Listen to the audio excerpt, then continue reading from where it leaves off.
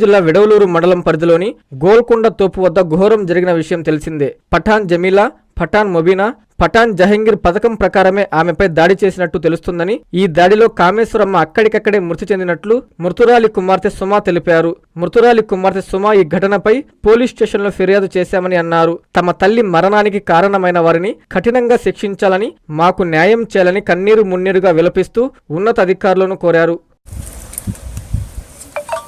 నా పేరు సుమా, కుప్ప కామేశ్వరమ్మ కూతురు. నేను మా అమ్మ నిన్న ల్యాండ్ పొలం మీద ముగతాకి ఇవ్వాలని దంపూరు గ్రామానికి వెళ్ళింది. దంపూరులో 2 ఎకరాల పొలం ఉన్నమాట.